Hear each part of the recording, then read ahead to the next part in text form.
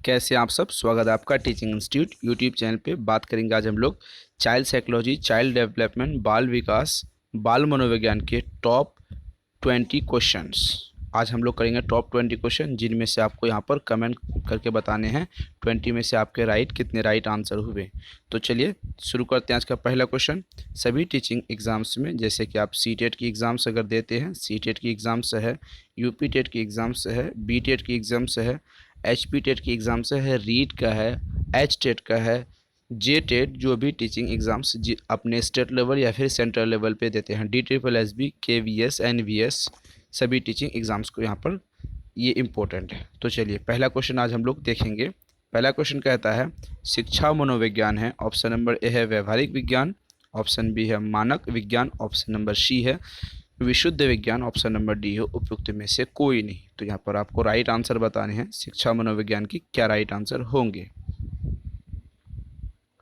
चलिए इसको हम देखते हैं। ऑप्शन नंबर यहाँ पर राइट आंसर हो जाएंगे ऑप्शन नंबर बी मानक विज्ञान। क्या हो जाएंगे right answer? Option number B हो जाएंगे मानक विज्ञान। चलिए अगला क्वेश्चन हम लोग देखते हैं। क्वेश्चन यहाँ पर कहता है मानव विकास को क्षेत्रों में विभाजित किया जाता है, वो है ऑप्शन नंबर ए शारीरिक, संज्ञानात्मक, संवेगात्मक और सामाजिक, ऑप्शन बी है संवेगात्मक, संज्ञानात्मक, आध्यात्मक और सामाजिक मनोविज्ञान, ऑप्शन नंबर सी है यहाँ पर मनोवैज्ञानिक, संज्ञानात्मक, संवेगात्मक और सामाजिक, ऑप्शन डी है शारीरिक, आध्यात्मिक, संज्ञानात्मक और सामाजिक।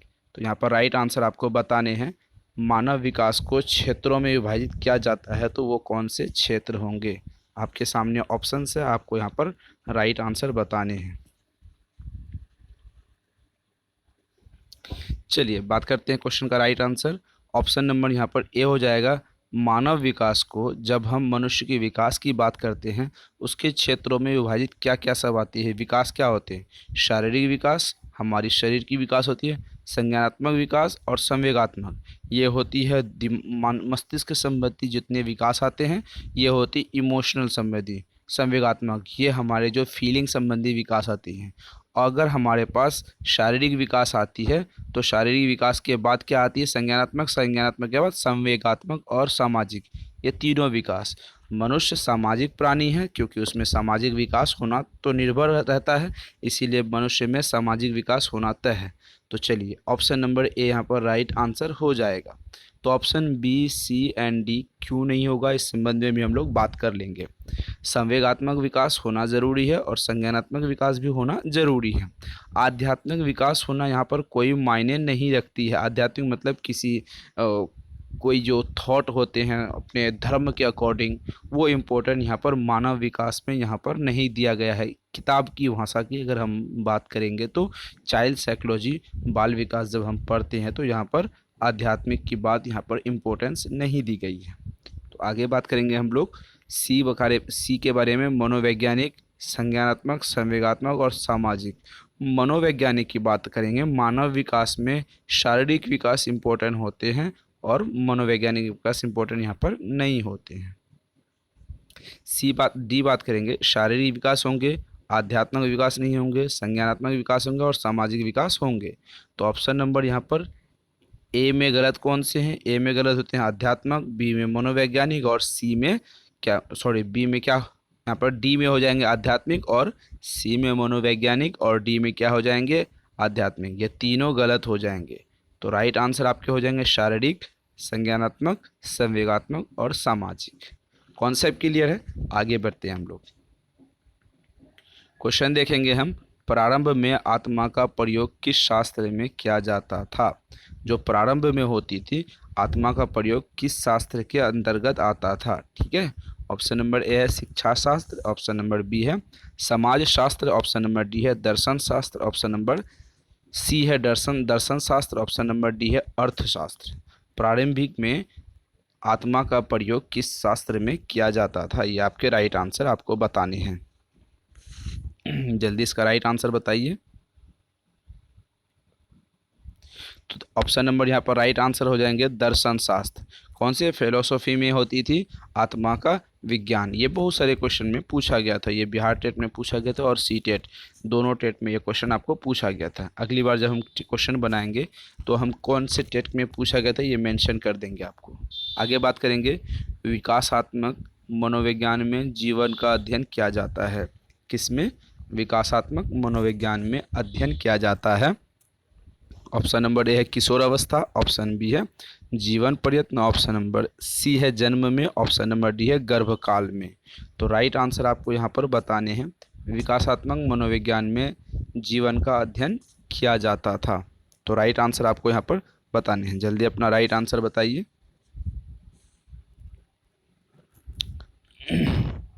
तो चलिए बात करते हैं, विकासात्मक मनोविज्ञान में जन्म में करते थे। कब होते थे? जन्म में। बच्चों को जन्म से ही उसकी मनोवैज्ञानिक विकास की भावना को हम समझते हैं, उसके बारे में उसको हम डिटेल में पढ़ते हैं, तभी इसका अध्ययन हम अच्छी तरीके से कर पाते हैं जन्म से। ठीक है, आगे बात करेंगे हम लोग। आगे क्वेश्चन देखेंगे। क्वेश्चन कहता है शिक्षा मनोविज्ञान का अध्ययन किया जाता है। शिक्षा मनोविज्ञान का अध्ययन की अध्यापन होना। ठीक है, यहाँ पे क्वेश्चन मिसिंग है।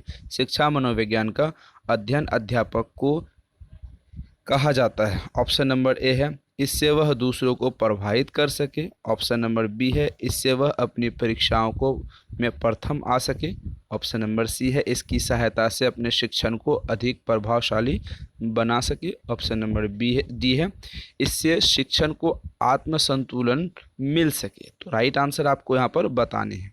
तो राइट आंसर जल्दी आप बताएंगे। शिक्षा मनोविज्ञान में अध्ययन अध्यापन का किया जाता है। क्यों किया जाता है, आपको राइट आंसर यहाँ पर बताने हैं। पहला ऑप्शन देखते हैं, इससे वह दूसरों को प्रभावित कर सके। क्या दूसरों को प्रभावित करने के लिए हम शिक्षा मनोविज्ञान का अध्यापन करते हैं? ऐसा तो कभी नहीं होगा, क्योंकि हम अपने फ़ायदे के लिए करते हैं, हम अपने विकास के लिए करते हैं, हम अपनी मानसिक सोच और संवेगात्मक सोच को निखारने के लिए करते हैं। तो यहाँ पर आपके ऑप्शन नंबर ए गलत हो जाएंगे। यहाँ पर प्रभावित वाली बात पूछी है। तो आगे हम लोग बात करेंगे बी, इससे वह अपनी परीक्षाओं में प्रथम आ सके। क्या हमने सिर्फ अध्ययन मनोविज्ञान का इसलिए हम करते हैं क्योंकि हम अपने परीक्षाओं में प्रथम आ सकें और हमारी रियल लाइफ में उसकी कोई ज़रूरत नहीं है? ऐसा बिल्कुल भी यहाँ पर नहीं होगा। ऑप्शन बी गलत हो जाएंगे। ऑप्शन सी देखेंगे, इसकी सहायता से अपने शिक्षण को अधिक प्रभावशाली बना सके। ये आपके राइट आंसर हो सकते हैं। चलिए पहले हम क्या करेंगे, पूरे ऑप्शंस पढ़ेंगे, उसके बाद आपको यहाँ पर राइट आंसर बताएंगे। आगे देखेंगे ऑप्शन, इससे शिक्षण को आत्मसंतुष्टि मिल सकती है। ये भी राइट आंसर हो सकते हैं। शिक्षण को नहीं, यहाँ अध्ययन अध्यापन के लिए यहाँ पर बात एक क्वेश्चन में मिसिंग है। क्वेश्चन कहता है शिक्षा मनोविज्ञान में अध्ययन को अध्यापन किया जाता है, किसके लिए किया जाता है? अब इसकी सहायता से शिक्षण को अधिक प्रभावशाली बना सके, संतुष्टि के लिए भी हो सकता है। तो यहाँ पर आपका right answer C best option होगा। तो यहाँ पर दोनों में से सबसे ज़्यादा बेस्ट ऑप्शन नंबर यहाँ पर आपके सी हो जाते हैं। चलिए आगे क्वेश्चन हम लोग देखेंगे। क्वेश्चन कहता है 1882 ईस्वी में किस मनोवैज्ञानिक द्वारा लंदन में मानवीय विशेषताओं का अध्ययन करने के लिए प्रयोगशाला का निर्माण किया? 1882 में हमने जब आपको बताया था, कौन से मनोवैज्ञानिक में लंदन में एक प्रयोगशाला का निर्माण करवाया था? ऑप्शन ए है यहाँ पर गाल्टन, ऑप्शन नंबर बी है अल्फ्रेड, ऑप्शन नंबर सी है वुडवर्थ, ऑप्शन नंबर डी है कैटल। तो राइट आंसर आपको यहाँ पर बताने हैं। 1882 में कौन से मनोवैज्ञानिक ने लंदन में एक क्या बनाया था? प्रयोगशाला बनाया था। तो यहाँ पर आपको यहाँ पर राइट आंसर बताने हैं। चलिए यहाँ पर राइट आंसर हो जाएगा अल्फ्रेड बिने। क्या हो जाएंगे? 1882 में मनोवैज्ञानिक द्वारा, अल्फ्रेड बिने मनोवैज्ञानिक द्वारा, यहाँ पर जोड़ेंगे 1882 में अल्फ्रेड बिने मनोवैज्ञानिक द्वारा लंदन में मानवीय विशेषताओं का अध्ययन के लिए प्रयोगशाला बनाई थी। ऑप्शन नंबर यहाँ पर क्या हो जाएंगे राइट आंसर? बी। आगे हम लोग क्वेश्चन देख लेते हैं। प्रयोगात्मक विधि को सर्वप्रथम प्रस्तावित किया। ठीक है, प्रयोगात्मक विधि को सर्वप्रथम प्रस्तावित किया। ऑप्शन नंबर ए है राइस एवं कारमैन ने, ऑप्शन बी है वुडवर्थ ने, ऑप्शन नंबर सी है कॉलिंस व ड्रेवर ने, ऑप्शन नंबर डी है विन हेलवुंट ने। तो राइट आंसर आपको यहाँ पर बताने हैं किसने सबसे पहले इसका प्रस्तावित किया।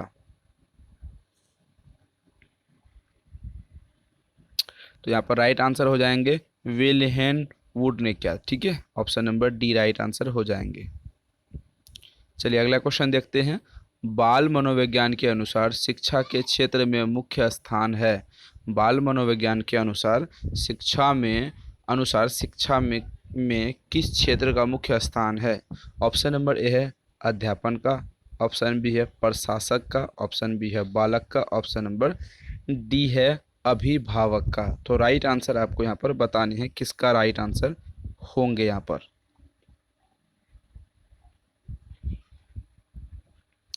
पर बात आती है बाल मनोविज्ञान में। बाल मनोविज्ञान जब तक बालक नहीं होंगे तो वहाँ पर बाल मनोविज्ञान का कोई अर्थ नहीं रह जाता है। तो राइट आंसर आपके हो जाएंगे ऑप्शन नंबर सी। चलिए आगे हम लोग देखते हैं। क्वेश्चन कहता है बाल मनोविज्ञान का केंद्र बिंदु जो होता है चाइल्ड साइकोलॉजी सेंटर्ड होते हैं। ऑप्शन नंबर ए विद्यालय, ऑप्शन बी है शिक्षण प्रक्रिया, ऑप्शन नंबर सी है बालक, ऑप्शन नंबर डी है अच्छा शिक्षक। तो यहाँ पर राइट आंसर क्या हो जाएंगे, बाल मनोविज्ञान का केंद्र बिंदु कौन होता है। चलिए इसका राइट आंसर आप जल्दी बताइए, आपके हिसाब से क्या राइट आंसर होंगे। सिंपल क्वेश्चन है ये वाले, तो सिंपल क्वेश्चन आप आराम से बता पाएंगे। बाल मनोविज्ञान केंद्रित होता है बालक, क्योंकि चाइल्ड सेंटर्ड एजुकेशन जो होती है, चाइल्ड सेंटर्ड एजुकेशन वो बालक पे डिपेंड होती है, बालक के इर्द गिर्द घूमती है।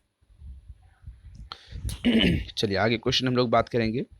बाल मनोविज्ञान के आधार पर कौन सा कथन सर्वोत्तम है। कौन सा कथन सर्वोत्तम है। ऑप्शन नंबर ए है प्रत्येक बच्चा विशिष्ट होता है, ऑप्शन बी कुछ बच्चे विशिष्ट होते हैं, ऑप्शन सी सारे बच्चे एक जैसे होते हैं, ऑप्शन डी कुछ बच्चे एक जैसे होते हैं। बाल मनोविज्ञान के आधार पर कौन सा कथन सर्वोत्तम है, आपको यहाँ पर राइट आंसर बताना है। यहाँ पर राइट आंसर हो जाएंगे बाल मनोविज्ञान कहता है कि प्रत्येक बच्चा विशिष्ट होता है, सब में एक अच्छे विशिष्ट एबिलिटीज होती है। ठीक है, चलो बात करेंगे हम लोग आगे क्वेश्चन की। मानव विकास डैश है। ऑप्शन नंबर ए मात्रात्मक, ऑप्शन बी गुणात्मक, ऑप्शन नंबर सी कुछ सीमा तक अमापनीय, option number D A B दोनों। तो ऑप्शन सी तो बिल्कुल भी नहीं होगा। आपको मैं पहले बता दूं, आपके सामने डेडलाइन है ऑप्शन ए ऑप्शन बी या फिर दोनों। मानव का जो विकास होता है वो कैसा विकास होता है, आपको यहाँ पर बताने हैं राइट आंसर।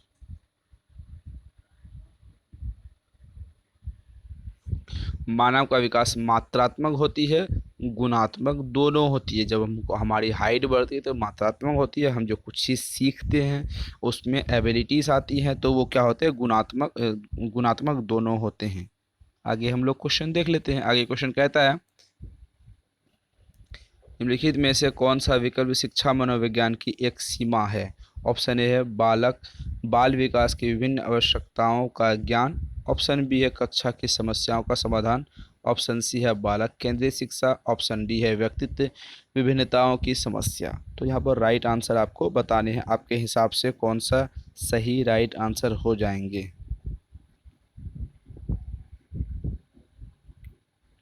निम्नलिखित में से कौन सा विकल्प शिक्षा मनोविज्ञान की एक सीमा है। तो यहाँ पर राइट आंसर हो जाएंगे व्यक्तित्व भिन्नताओं की समस्या, option number D right answer हो जाएंगे। आगे बात करेंगे मनोविज्ञान प्रारंभ में किस विषय का अंग था। मनोविज्ञान प्रारंभ में किस विषय का अंग था। ऑप्शन नंबर ए है दर्शन शास्त्र, ऑप्शन बी है नीति शास्त्र, ऑप्शन नंबर डी है तर्क शास्त्र, ऑप्शन नंबर सी है तर्क शास्त्र, ऑप्शन नंबर डी है भौतिक शास्त्र। तो चलिए राइट आंसर बताना है। मनोविज्ञान सबसे पहले किस विषय का एक अंग था। राइट आंसर आपको यहाँ पर बताने हैं। पीछे भी हमने क्वेश्चन को चर्चा किया, ऑप्शन नंबर यहाँ पर ए राइट आंसर हो जाएगा। बाल मनोविज्ञान दर्शन शास्त्र का एक विषय का अंग था। आगे बात करेंगे बाल मनोविज्ञान का क्षेत्र है। ऑप्शन ई केवल शैशवावस्था की विशेषता का अध्ययन, ऑप्शन बी केवल गर्भावस्था की विशेषताओं का अध्ययन, ऑप्शन सी केवल बाल्यावस्था की विशेषताओं का अध्ययन, ऑप्शन डी गर्भ अवस्था से बाल्यावस्था की विशेषताओं का अध्ययन। तो यहाँ पर आपको लॉजिकली पता चल के जाएगा इसका राइट आंसर, क्योंकि पहला ऑप्शन है केवल, दूसरा ऑप्शन है केवल, तीसरा ऑप्शन है केवल। ये तीनों ऑप्शन क्या होते हैं? नेगेटिव टैग वर्ड हैं। क्या है? नेगेटिव टैग वर्ड हैं। जहाँ पर भी नेगेटिव टैग वर्ड आए ये गलत है, वो ऑप्शन क्या हो जाएंगे? गलत हो जाएंगे। मैंने आपको टैग एंड ट्रिक वाली वीडियो पहले भी बता चुके हैं। तो राइट आंसर ऑप्शन नंबर क्या हो जाएंगे? डी ऑप्शन नंबर, गर्भ अवस्था से किशोर अवस्थाओं का बाल मनोविज्ञान का एक क्षेत्र है। ऑप्शन नंबर डी हो जाएगा। बिना आप किताब पढ़े इसका राइट आंसर बता पाएंगे। आगे क्वेश्चन देखते हैं। मनोविज्ञान का शिक्षा के क्षेत्र में सबसे बड़ा योगदान है। ऑप्शन ए है विषम केंद्रित शिक्षा, ऑप्शन बी है शिक्षक केंद्रित शिक्षा, ऑप्शन नंबर डी सी है क्रिया केंद्रित शिक्षा, ऑप्शन नंबर डी है बाल केंद्रित शिक्षा। ये भी क्वेश्चन को आप इजी रूप में इसका राइट आंसर लगा पाएंगे। क्या राइट आंसर हो जाएंगे? क्वेश्चन कहता है बाल मनोविज्ञान का शिक्षा का क्षेत्र में सबसे बड़ा योगदान है। ऑप्शन ए है विषम केंद्रित, शिक्षक केंद्रित, क्रिया केंद्रित। ना तो विषम केंद्रित होगा, ना शिक्षा केंद्रित होगा, न क्रिया केंद्रित होगा। यहाँ पर राइट आंसर आपके हो जाएंगे बाल केंद्रित। क्या राइट आंसर हो जाएंगे आपके? राइट आंसर बाल केंद्रित शिक्षा। तो चलिए ऑप्शन नंबर यहाँ पर डी राइट इसका आंसर हो जाएगा, क्योंकि हम कौन सी शिक्षा की बात कर रहे हैं? बाल केंद्रित, चाइल्ड सेंटर्ड एजुकेशन की यहाँ पर हम लोग बात करते हैं। तो आज के लिए बस इतना ही, फिर मिलते हैं अगले वीडियो में। नोट्स लेने के लिए नंबर बता दें आपको 7634993536 नंबर पर आप व्हाट्सएप करके कंप्लीट नोट्स ले सकते हैं। तो फिर मिलते हैं अगले वीडियो में। Thank you.